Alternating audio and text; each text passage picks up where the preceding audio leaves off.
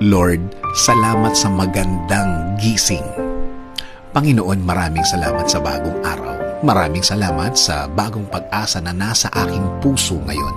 Maraming salamat sa magandang gising na iniregalo mo sa akin ngayon. Salamat sa bagong araw na ibinigay mo sa akin ngayon. Alam kong mararamdaman ko na naman ang iyong guidance sa aking buhay. Maraming salamat sa mga instructions na natanggap ko sa aking puso. Alam ko na laging ang puso ko ang lagi mong kinakausap. Kilala mo ako, Lord. Alam mo kung ano ang laman ng aking puso at isipan. Hiling ko po sa inyo na lagi niyo po itong lagyan ng magagandang bagay para sa isang tahimik na araw. Alam ko din, Lord, na patuloy mo akong aalagaan. Tulad ng mga nakaraang mga araw na nagdaan kung saan naramdaman ko ang iyong pag-aalaga na bahagi ng iyong pagmamahal sa akin. Salamat din, Lord, dahil babantayan at bibigyan mo ng pag-aalaga at proteksyon ang lahat ng miyembro ng aking pamilya sa lahat ng oras at sa lahat ng araw. Oo, may mga problema din akong mararanasan pero sa blessings niyo pa rin ako magfo-focus hanggang sa matapos ang aking araw na yun.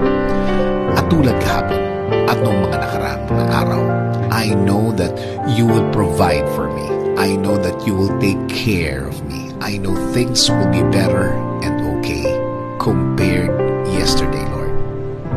Alam ko din na ang dala ng bagong araw na ito ay bagong pag-asa, bagong pagpapala, bagong mga opportunities, right people that you will put in my way so they can be a good influence in my life.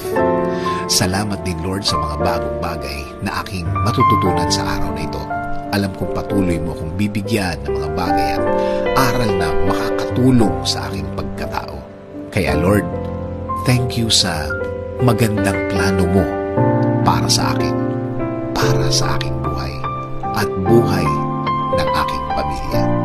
Alam ko na ang plano mo ay mas mabuti at mas maganda sa aking plano. Inio-offer ko po sa inyo ang buong araw ko. Bigyan niyo po ito ng blessings. Bigyan niyo po ako ng bagong wisdom. Bigyan niyo po ako ng bagong kaalaman para sa ikabubuti ng aking buhay.